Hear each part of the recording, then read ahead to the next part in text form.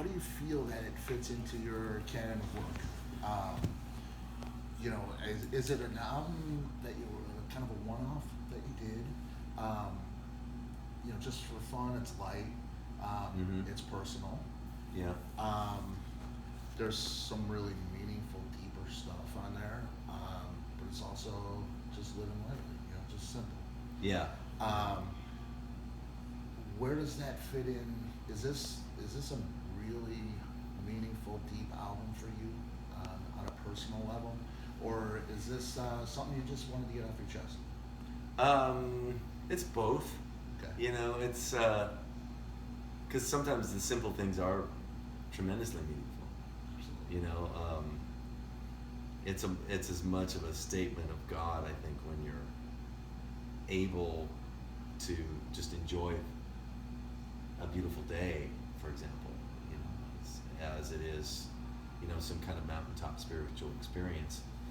They're all really important, and I wanted to make a record like this because I love records like this. I listen to a lot of records in this kind of bag. In fact, as I get older, I'm more attracted to stuff that you put on and makes the room feel good than stuff that you really is a little more of a challenging listen. Yeah. I love challenging listens too. I love to go to the symphony and hear some really interesting, challenging and music as you listen. Yeah, and I'm listening to it, go, wow, and I love that. Right. And I love Prague, of course, still. But good to hear. I wanted to make a record that was reflected my singer-songwriter side, which I just do naturally. This wasn't really a calculated thing. I was just writing what I felt like writing, and then I had like 5 or 6 really good songs, and then I started going through my phone. Something was nudging at me, like go through your archives, because as I'm just living, I'm just laying down little ideas, at the airport or camping with the family. Lyrical ideas as well as musical? It's usually one line in la da da. Like one of them was, I just thought I'd write a song, tell you all the way I feel, la da da da da. Da, da, da, da, da, da, so you have the melody too, and I'll have some kind of, usually some kind of little lyrical idea. Okay. Usually the melody and the main line, usually, but it comes differently. It's not always the same. But so I went through my phone and I found a bunch of cool things. So you'll record that video and audio? Well, no, I just audio in my voice Okay. memos. And I found what would become, like the germ kernel idea of what would become You and Me and Everything. And then I found the germ kernel idea of what would become Layla was all in there. And so that, and then, some one-off stuff like Old Alabama's an old song of mine that I wrote in the early 90s. That I thought fit, that I've always wanted to record. And the last song, If I Only Had a Day, that's a song that I wrote during the Flying Colors writing sessions, which would be like now like a year and a half ago almost. Okay, yeah. Because I don't know, I just wanted to write a song. Sometimes in these writing processes with collaborators, there's so much stuff going on and it takes a long time, and this idea and that idea, we'll work on it more tomorrow. And we usually do the lyrics even like after that. So I just sat down and I wanted to write a song from beginning to end. Right. So that's when I wrote that one. Yeah, I mean, you have, how many bands now? You have Neal Morse Band. Yeah. Transatlantic. Yeah. Living Colors. Flying Colors. Yeah. Flying Colors. And your solo. And my solo stuff, yeah. Okay. You haven't added. That's all I got. And I guess if the Beatles band, if Yellow Matter Custard ever wants to do anything, right. That's got to be fun. Oh yeah. Yellow Matter Custard. Yeah. Did you see the one here years ago? No, I did not. That was it was gas. Yeah, that's cool. That's cool that you remember that. Yeah. Well, it's an amazing thing to do, to get paid to do. Yeah. One of my favorite things to do is just sit around and sing Beatles songs with people. Right. So you get to play Beatles songs with guys like Paul Gilbert and Kazim Sultan and stuff like that. Oh man. You're like, wow. and of course Mike, you know. Well, yeah, of Yeah. course, of course. But I just yeah, talked to him, and it's a lot of fun. He's just he's a beast. Yeah, He is. Mike is really just so. He's the beast from the regular East. Yeah, no kidding. Now, it's inherently complex what you usually do. These songs are a lot simpler, more verse, chorus, verse, bridge, chorus kind of things. Is that harder to write for you, or is It takes a shorter amount of time to write it. But you were saying it comes naturally for you. Like, you know, Yeah. I can write if I'm rolling and it's coming. I can write, you know, 2 or maybe 3 of those kinds of songs a day, if it's coming. In fact, I think sometimes the third song winds up being the best one. Like I remember Jailbreak, which is a song I've been doing at these shows because it's fun to jam to. Jailbreak, I remember, was the third song. Wow. Yeah. Wow. That's Sometimes it's just like keep going. Something good's coming. Yeah, you got to be anticipating when you're on number 2. You know, the next one's gonna be the best. Yeah, if it's flowing out, you know. Sometimes songs can flow. I mean, some of the best songs, most beloved songs, I think if you read about it, were written in like 10 minutes. Yeah. You know. Yeah. Well, I guess that's a natural progression of thought. You know, where If it's a simple you're not song, working you at know, it. it's Yeah. like it's like twist and shout or something. Right, Like, you know what I right, mean? right, Well, what right. should we do? Oh, how about this? You got a riff. The guy sings something over. Oh, cool. How about what are we gonna do for a bridge? Oh, right. You know, great. Yeah. Yeah, well, sometimes less is more. You know, Yeah. keeping it simple and. Speaking of that, that's what struck me about Life and Times. I've dabbled, but I've never really, like on this album, said, okay, I'm gonna make an album that's as cool as, you know, some of my favorite singer-songwriter albums. So I really kind of studied it a little more, and it took me a long time to get things just so. Okay. Like, you know, in Living Lightly, that little guitar, there's a guitar fill in thirds that goes like right before the first part of the verse into the B section.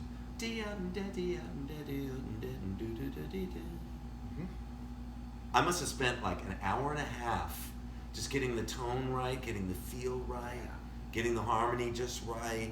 Then I woke up the next day and listened to it.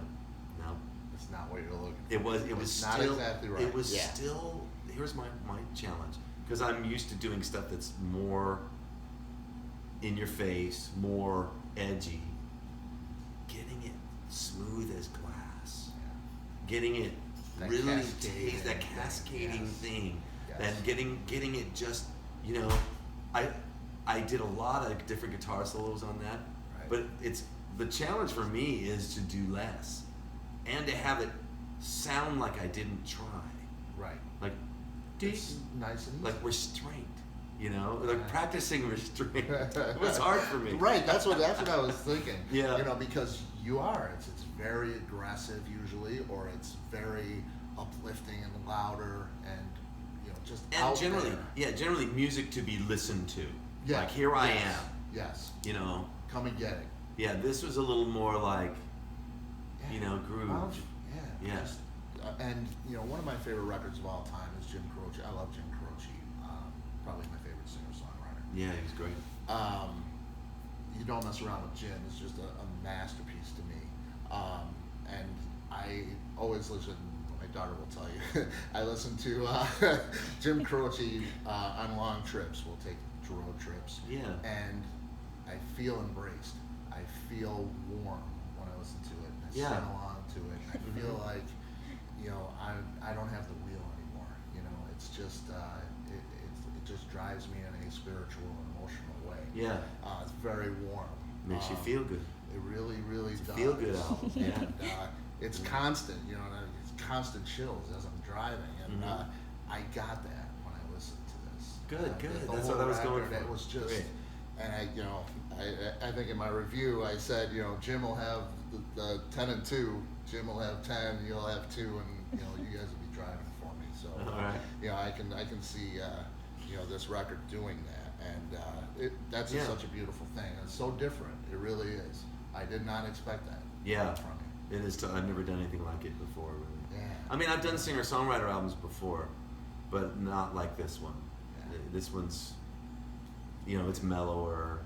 It's got its own flavor, and I think part of that was the work that Scott Williamson, Richard Brinsfield, and particularly Chris Carmichael did, and Rich Producing, Mauser. mixing? Scott was on drums and helped me kind of shape Okay. the album. He helped me choose the songs because I had 19 or 20 or something. I had to pare them down. So Scott, and he helped me with some of the arrangements too. It was a big help. Oh, 19 or 20. And Richard was great, bass, and then Chris Carmichael. I just sent him things, and he did all the string arrangements himself, and really beautiful. And then Rich Mauser, I thought, people might be surprised. Terry Christian mixed some of it, but Rich really surprised me with how what a nice job he did at making it warm and welcoming. Oh, it's And so he totally got it. Yeah. I kept sending emails back saying, "Can you make it smaller?" Not. That's odd. Wouldn't you? Yeah. Usually you're going the other direction. Yeah, a lot of times you're going for the big Right. drums and big guitars, and you're wanting everything, big vocals, and this was the complete opposite. Trying to, just the snare drum. We don't want it to be big. Right. And I noticed a lot of it's like rim work, rim shots. Oh, isn't he great? Yeah. Oh, yeah. Scott That's Williamson. Beautiful. He's a master, really. It's perfect for the music. I mean, everything fits perfectly. Yeah. It's just really. God really put it together. I was scheduled to use two different guys On drums. on drums and bass, Okay. and it was all and then they at the last minute said they didn't have time, and so I was like, Yeah. I don't want to wait. I thought about waiting till after Morse Fest even started, but then I thought, oh man, then it won't. When will it come out? And so I called up Scott, and he said, yeah, I happen to have time next week, which was amazing because most of these guys, the Nashville guys, are booked. Yeah. The good guys they're booked up. So I considered it to be an act of God that they could all even do Absolutely. it. Absolutely, that's very great. Yeah. I'd like to go through each song, Okay. kind of. I know we've touched on a few already, but Living Lightly, just basically for our lead track, I mean, it describes the mood of the album so well. Thanks. The Neil Young line, that's just such a great lyrical work, wordplay. It's just so, it's highlighted for a lot of people. I see a lot of comments on that. And What's really funny about that is that Neil Young, a lot of his stuff is like really edgy.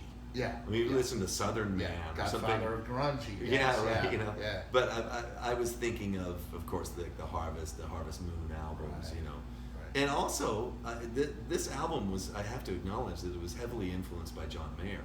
Okay. On John Mayer's Born and Raised record, Nice. he makes some references right off the bat to Neil Young, Joni Mitchell. Like, I'm going out to the coast where Joni made blue, and so that was an influence too. John Mayer's Born and Raised and Paradise Valley were very, very much influenced this record. Nice. Good Love Is on the Way. The barista and the corny cashier. Fictional? Yeah, but I had been in that space. I don't know how much time you have. This is kind of I think this is an interesting story. Take your time. Okay, so the album's done. It's done, and it's being mastered on Thursday. And right around that time, like about a week before, it's going to be mastered. And Rich is mixed, and Terry's mixed, and there's very little left to do. We went on a coffee crawl with my church in Nashville when we went to all these coffee places downtown. And so there's all these groovy young people, Well, you're in Nashville. So Yeah, in Nashville. yeah. All these, like, they're all musicians. She sees the poster for his next gig on the wall, Right. and you could just feel the attractions. And I was just thinking, I mentioned how many love stories there are Yeah. in this place. kidding. What's going on with all these young people, most of them are really, pretty attractive, trying to make it in the business and all that. And so, I don't know, I didn't think much of it. It was just, you're impressed by things. And then I had borrowed this Telecaster. Almost all of the guitar that you hear on this record, electric, is this Telecaster that I played in this pawn shop of a friend of mine. And it felt good in my hands. And I'd never had a Telecaster before.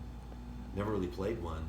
It just felt good. He said, hey, you want to borrow it? And so I borrowed it, and I was supposed to return it. And the guy says to me at the end of the coffee call, he says, hey, I was going to take that guitar back, but I think you've got one more song to record on the guitar. And that's on Saturday. Wow. Yeah, and I had written "Good Love Is on the Way." Now, he was a musician? Yeah, he's Okay. a musician who let me borrow this guitar, and then he said that to me, and it made me think, maybe I have another song. Do I have another song? Lord, do I have another song? Yeah. And I didn't feel anything like in particular, but I thought, well, I did just write "Good Love Is on the Way." I wonder is it too late? I could record it. I don't know. Maybe it should be on the album. So I called up Scott, or I emailed him, and I said, hey, if I got you a guitar vocal, this is Saturday night, mastering on Thursday.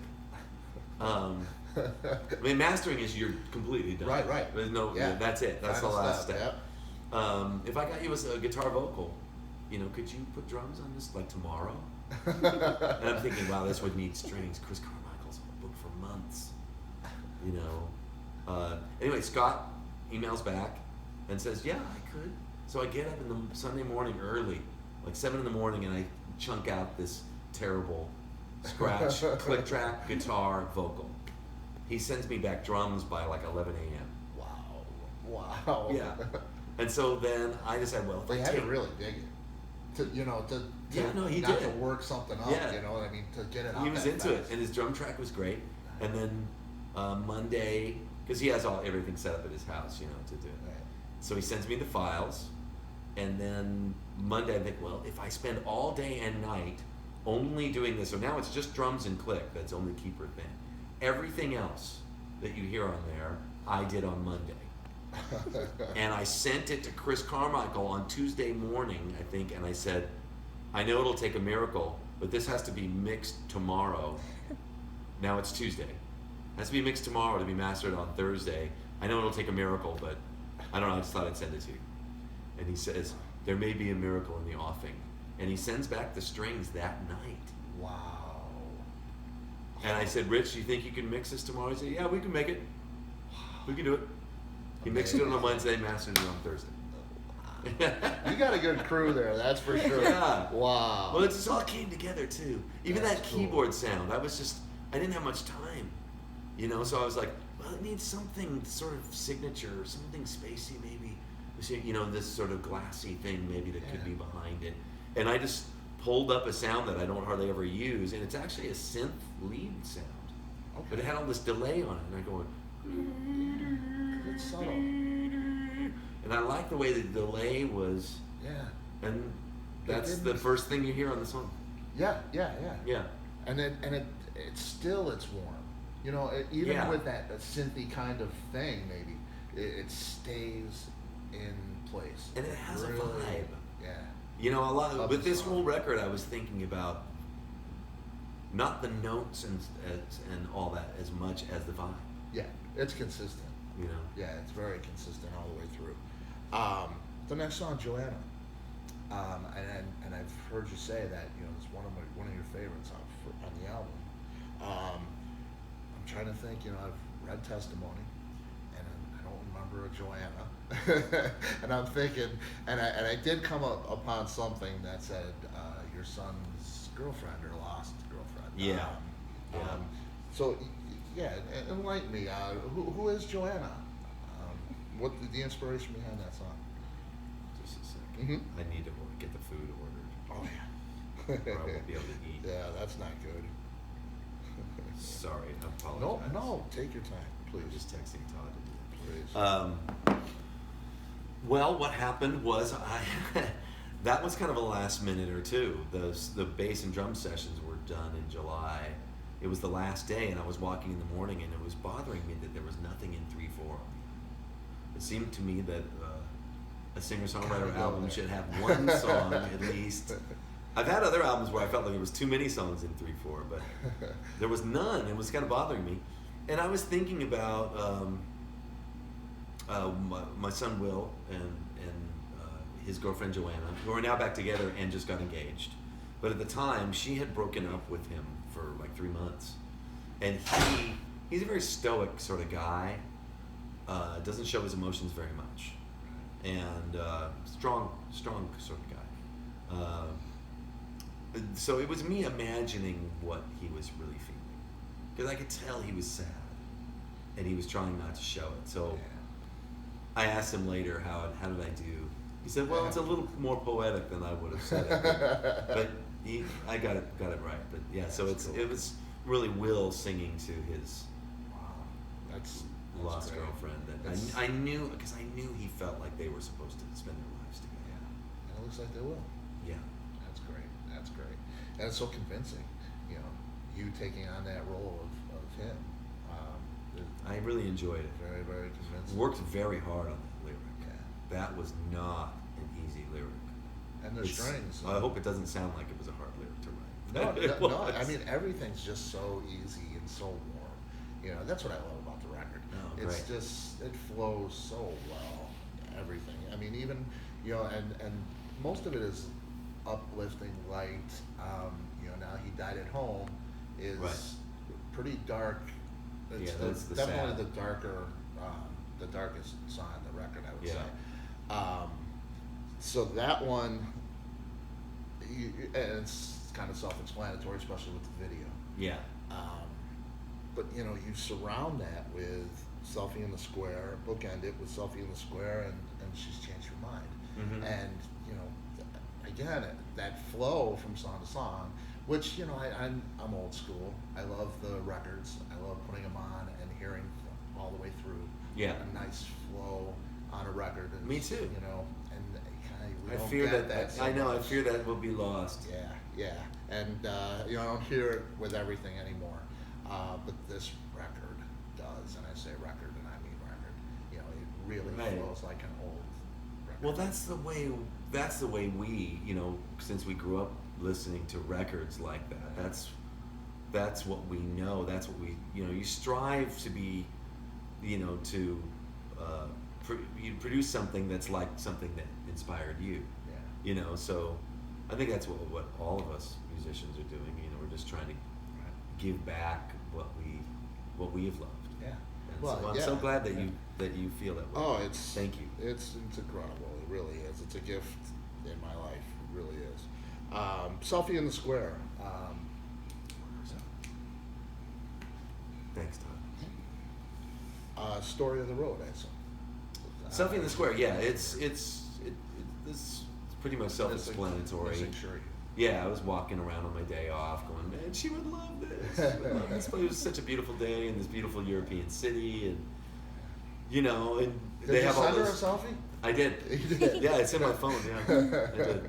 It's on the album actually, in the album artwork. It is? The one Okay. picture of me with the buildings behind, Okay. and I don't know. I think I'll have to look. maybe I'm wearing a black jacket or something. Yeah, the selfie that I sent her is actually. Awesome. I sent her the song too, and the great thing was. You wrote it right there in Wilsonburg. Yeah, I wrote it down on the day off, and I opened my windows in my hotel, and as soon as I pushed record in my voice memos to record the song for her, the cathedral bell started ringing, and I go, "Oh, babe, this is Bells incredible!" are ringing out. Yeah. Yeah. Wow. Wow. Yeah. That's great. Really See, cool. and that's another thing about the album is I think everybody has a moment like that where they miss their wife or they miss their kids, and each song is like that. Right, they a relatable really, thing. It's very human. It's Yeah. very organic. Well, that's great. Yeah. That's great. Yeah. That's what you hope for. You kind of put your heart into something, and you hope that people can relate to it. Yeah. Yeah. And I can't imagine not relating to this record. And he died at home, like I said, is Yeah, that's the really sad, the super sad moment. Yeah. And if nobody's hasn't seen the video, it's an amazing tribute to William Busby. Yeah.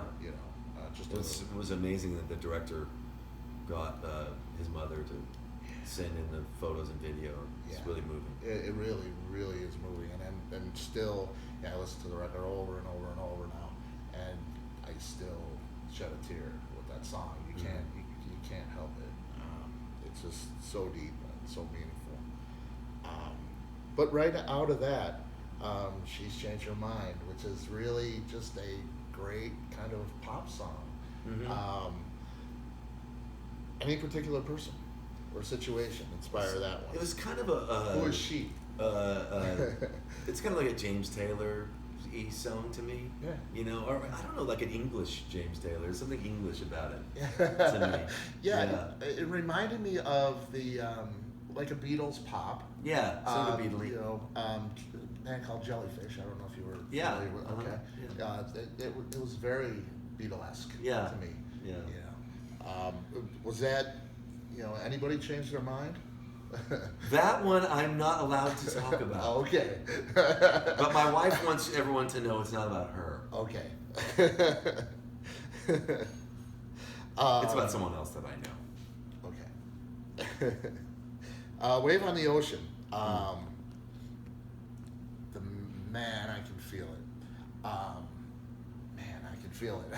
Oh, good. It's just, Good. it reminded me of like what the end of Snow did for me. Really? Just so, man, I can. Oh, that's great. I mean, it was revivalist to me. Oh, wonderful. Really, really struck me spiritually. Wonderful. Was there an inspiration with Wave in the Ocean? Yeah, well, I was thinking about the original lyric was Up on the Mountain. It was you make me feel, you make me feel. I was just sitting there. I think my wife had gone to bed, and I was just sitting there playing guitar, just singing, and I started to play those chords, and like I'm up on a mountain so high, you make me feel. But when the band got to it, Richard and Scott basically, they started doing that. I hadn't written bass. All I had written was just like, A, B minor over A, and just singing. You wrote it at the time. Yeah. And so they started doing this. It's kind of almost like calypso feeling. Right, it is very much so. And then so the original demo was that, and the scratch vocal was me singing Up on the Mountain. I played it for my wife, and So there's a demo out there that has a mountain lyric? yeah, Oh, yeah. that's cool. And and she said, what doesn't work for me about this? I really like this song, but what doesn't work for me is that you're singing about a mountain, but it sounds like you're at the beach. I was like, oh, It does. maybe. It's very Caribbean kind of. Yeah, maybe, but it didn't originally. That was just kind of what happened with it, when they got a hold of it. Yeah. when they got a hold of it, and I love that. I mean, that bass line Richard just came up with, and it became like kind of the signature thing, and we just started the song with it. That wasn't how I wrote it at all. Wow. Anyway, so then I thought of the alternate lyrics about Wave on the Ocean, in the summertime, trying to keep that feel good thing, and then just thinking about, originally it was you're up on the mountain, like a mountaintop experience, either in your relationships or with God, Right. and man, I can feel it, a love that feels so free, and it's keeping me alive. It's what's feeding you. It has a very, Yeah. that up on the mountaintop, Yeah. high arms feeling. spread wide, Yeah, head to good. the sky. And yeah, That's what I was going for. All Yeah. right, that's Great. definitely what I took from it for Excellent. sure. You and Me and Everything. Really personal song for you, I assume. Yeah. That's talking about the. 30-something single mom. Yeah, the really early days with Sherry and I. Yeah. Before we got married, and then the little bit of time we had before we had kids, and, Right. and how little money we had. I remember that. and we slept in this little area in her parents' house that we called the cubby hole. Oh, okay. Yeah. That's all right. Yeah, she had been divorced and moved back in with her folks, and they were north of Nashville. And so when I moved to Nashville, I was just staying with them for a little while, and wound up never leaving and getting married, and just about what a beautiful time that is in my memory. Yeah. And Well, I remember reading it in testimony. You go, deep into that in the book. Yeah. Um, Yeah. You know, and it again, feel embraced reading the book as well. Um, Great. you put me there, and you know, just such a warm person. You know, it's really I feel that way when I listen to music. I feel that way, you know, when you're speaking to me and through the text and everything. Oh, great. So it's really fantastic. Good. That's awesome. Manchester, fun song. Yeah. Tell me how it came about. And the Magic Bus. Is that a nod to the Who? Well, I was walking around. Actually, I was sitting for part of this. I was walking around, and I was sitting at a Starbucks actually in Manchester, and you know, sometimes I like those songs, like Being the Benefit of Mr. Kite, for example, where it's like, oh, John Lennon saw a newspaper article and decided to just write a song about what he was reading. Right. You know, you can tell that with Paul Simon a lot of times. It's like he's just writing about what he's seeing in this kind of simple way. Yeah. And so there was a billboard that said, "Take the Magic Bus." Another one that talked about taking the Midland train, and I guess they're trying to promote their mass transit in the city. Yeah. And there were other alternate verses that didn't get on there that had other phrases from the advertising that I was seeing around. Wow. And, Cool. It was just a pretty day. You know, these girls came in and they hugged in the coffee shop. You know, I was thinking, what are the people like? Man, there's every type of person here. You know, and the traffic cop was directing traffic and being very British funny, like making all Really? these like Monty Python-esque jokes. And, Really? yeah, Wow. yeah. No, everything in that song is absolutely true. Wow. Wow. And, except one thing, which is, I was writing this. I had this phrase, you know, Manchester by the Sea in my mind, maybe because the film had been out. Right. And it wasn't until the next day that I realized that was about a different Manchester. There wasn't any sea anywhere near Manchester. So I was going to have to scrap the song. I couldn't think of another line, you know, that worked. Right. And so I sent the guitar vocal to a friend in the UK, thinking, well, he's from the UK. He'll be able to sort it out, which makes very little sense, actually.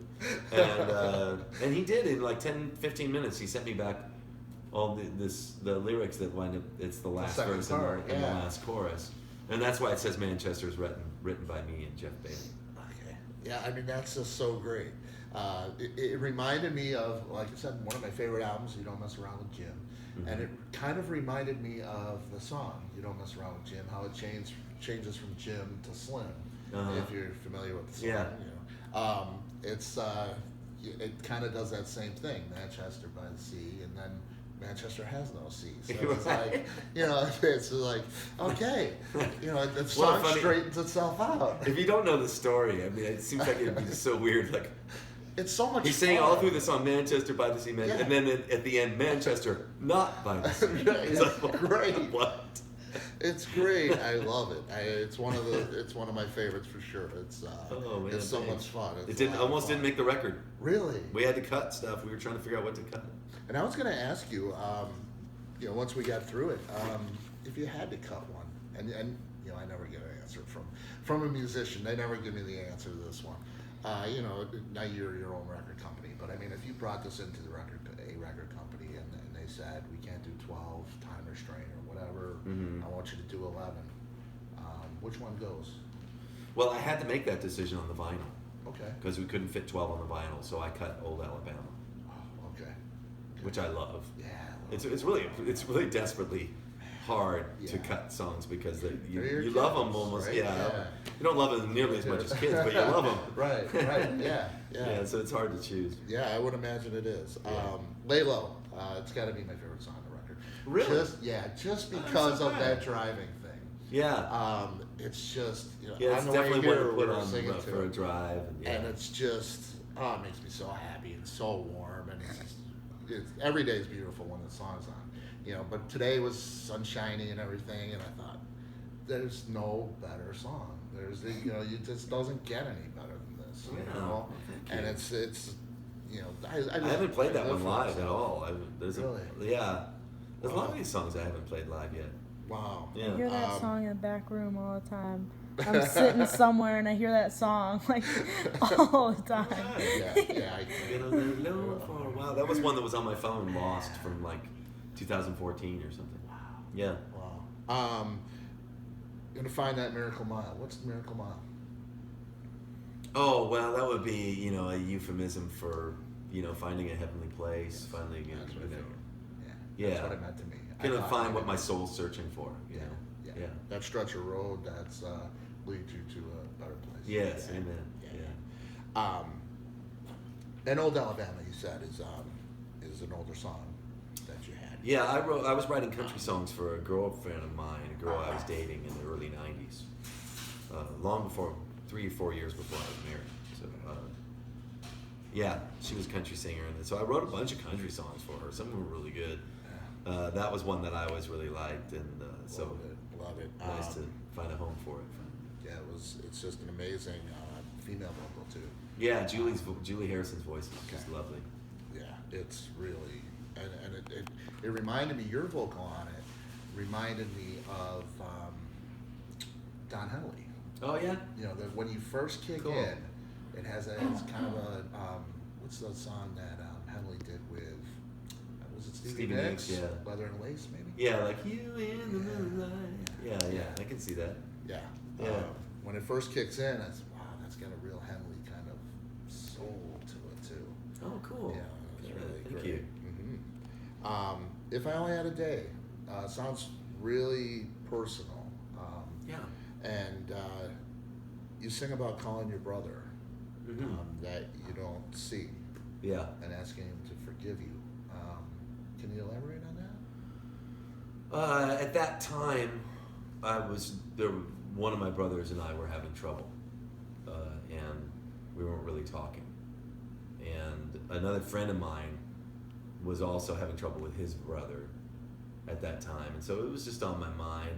And I thought, and I was just seriously thinking, what if I only had a day? What if I only had a week?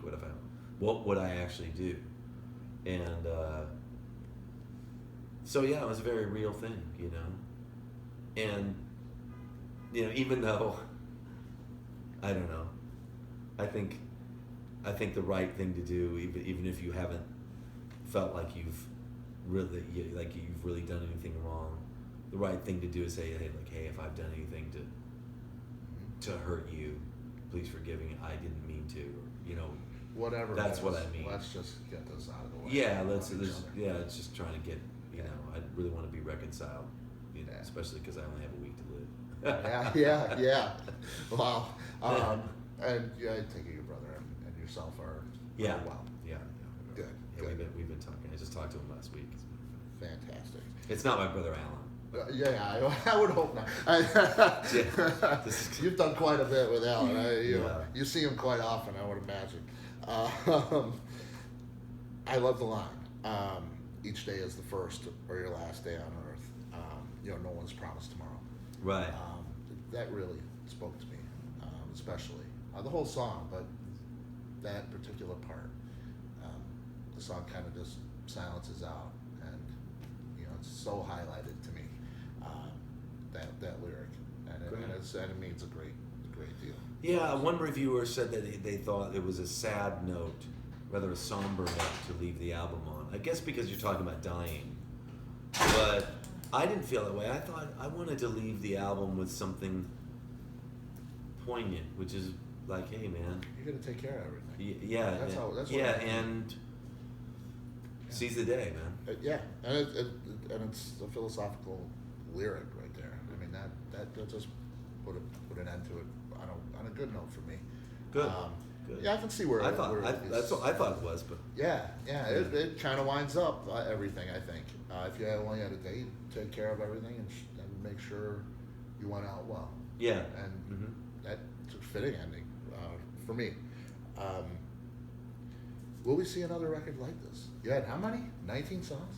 Yeah, I have some really good songs that didn't make it. I think they're really good. I don't know how soon I would do another one. I'll pray about that. I'm not sure. Yeah, because I'd love to see another Similitude for sure.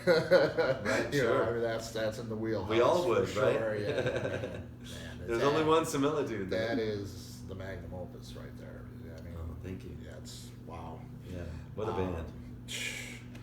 Now, what about Flying Colors? The last time I talked to you, which, like I said, it has to be whenever Snow Live was released, you were getting ready to record with Flying Colors, right? Is it? I don't remember. It's been a while. Yeah, we did the original Flying Colors sessions were, I think, a year ago, December. Okay. You know, the one for the newest record. And I don't know. I don't know when And mine everyone was- will find a hole in their busy schedule, you know. I just saw him actually with Sons of Apollo, Uh-huh. and I still can't believe what I saw. Yeah. I mean, those guys. Yeah. Wow. They're Wow. amazing players. Just amazing. I mean, it Yeah. was. You know, when you're seeing, I see a lot of great bands, and they're really, really good, and some are great. But this is just, it's the upper echelon. I mean, Right. it's just, you can't believe it's humanly possible. I often say, there's no way those guys are possibly human. Right. The way everything's just so perfect. Yeah, they are amazing players. He's just so Absolutely. good. Transatlantic, Neal Morse band, all kind of waiting to get that stuff together. Yeah, well, we'll have to see where it works and where it fits, and you know, Like you see. say in we the don't beginning. don't have a plan. Like you say in the beginning of the book, I think, in testimony. You know, Yeah. what's next? What's next? What's next? Yeah, a lot of That's the times question. you finish one thing and you start praying. Well, Lord, what's next? Yeah. And I don't always know. And I think that's good. I think Sure. that's good. Keeps things interesting. In the spirit, in this last thing I got for you, in the spirit of I Only Had a Day, if you had the attention of the world for 60 seconds, what would you say? Oh, 60 seconds. Well, I tell them about how the love of God changed my heart through the power of the Spirit and the love of Jesus. And, you know, I tell people that it's the greatest thing ever to, you know, and my favorite thing, somebody asked me to give my testimony in 60 seconds once. Like, what's God done for you that you think is the most important thing? And I think it's what the Bible calls the circumcision of the heart. In other words, there's like dead skin around the heart in a sense. Yeah. And he strips that away and you can truly love. You know, and he's taught me how to love. That's beautiful. That's beautiful. And yeah, I wish everybody could have that awakening. Oh yeah. We'd live in a much better world, I think. Yeah. We all need it. Well, I got something for you. Oh, You've thank given you. me so much in my life through your art. I do photography work, Oh wow. and I thought you might appreciate this. It's a little strange.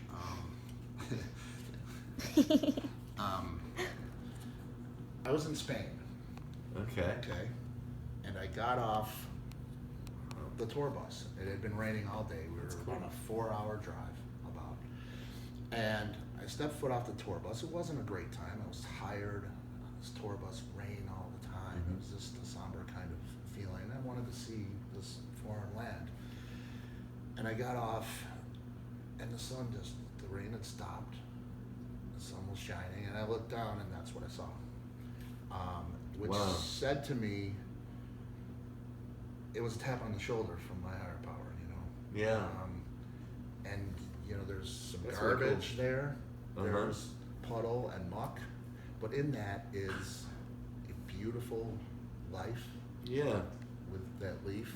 That's cool. And then it just happened to have Jesus' name on there, and I thought, wow, it's just That's amazing. and the day was bright, and it was just a beautiful thing. Yeah. It changed, and it lives with me to this day, and that was years ago now, but it lives with me, and I hope you can draw something Oh, from it. thank you so know. much. You're very welcome. That's You're awesome, very man. welcome. Thank you. Thank you for God bless all you. you do. God bless you. Thank you. Thank you. Well, to transport it, could I have that cover? Yes. I'm afraid. Should we- Yeah, and Yeah. if Everybody you'd like me to- watching, should we just leave them hanging or Should we show them what the story you just told? Okay. Here it is. And there it is.